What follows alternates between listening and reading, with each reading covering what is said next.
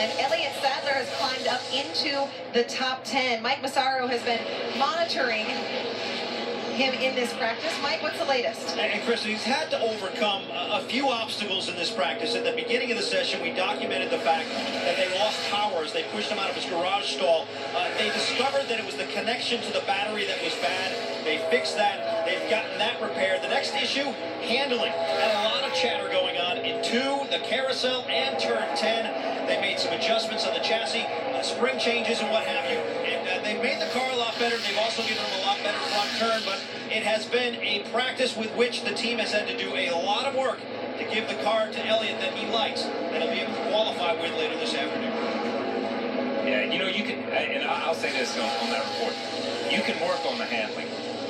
The 2 worst things that can happen to a race car is a fuel issue or an electrical issue. You will chase them and chase them and chase them. It's good to see that these guys figured out what it was, because I've seen guys in the garage area in my time rewire a complete car trying to figure out what the electrical issues were, and still never figure it out. They fixed it somewhere, but they're still not sure where they ever fixed it.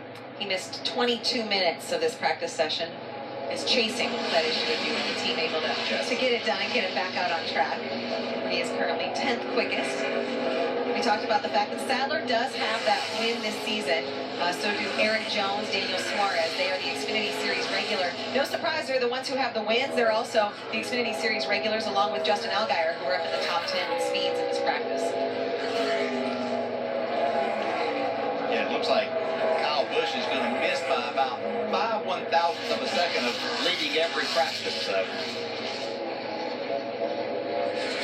This is the first one he hadn't led in about 6 weeks. But remember, he's never won here in the Xfinity Series. He's going for 4 straight wins and 4 straight starts.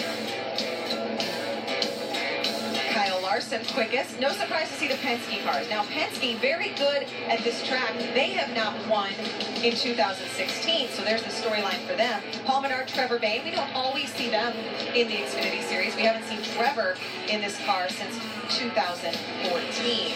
Let's go back to the fastest guy in upstate New York. He's with Parker. Well, Kyle, I know how good you are at road courses. I've raced against you at road courses. Haven't quite got the win on a road course, but it's looking really good today. You beat Kyle Busch by 5/1000th of a second. Yeah, me and Kyle Busch have been pretty dead even yesterday and now today. So it's been fun. The repave here is pretty cool. It's almost similar to kind of how it was before. I think a couple corners might have a little bit more grip, and I think 6 actually feels a little slicker to me. But Kennametal's Cessna Chevy's been good. So always enjoy coming to road courses. Would like to get that first win tomorrow, and then maybe Sunday in the Cup Series as well. Well, I was just going to ask you about the Cup Series. Getting in this car, being fast in this car with the repave, how much does that help you going into the Cup car? It helps a lot. Obviously the Cup Series is a little bit more tough. A lot, more quality drivers there in cars, so the field's a little tighter. But I feel good about it. So we have practice there next, and hopefully we're up to speed over there as well. Kyle Larson only has 1 top 10 on a road course. That was at Road America back in 2013. Krista? Thank you, Parker. Great job to you and Mike down there in the garage. And he touched on something, Dale. The fact that Kyle Larson, Trevor Bayne, Paul Menard, these guys are in this race in part to help them on Sunday. Yeah, they're looking to get all the repetitions that they can, and what transfers over here is that you learn a lot about the racetrack and what you need to do as far as a driver to improve. Yeah, it's just testing. We see these guys testing stuff that they know will transfer over to the Cup side.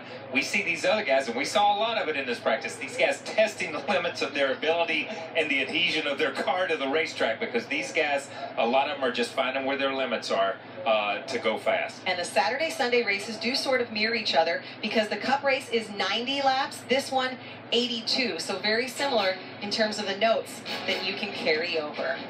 A reminder that we will be back at noon today for live coverage on NBCSN of a special NASCAR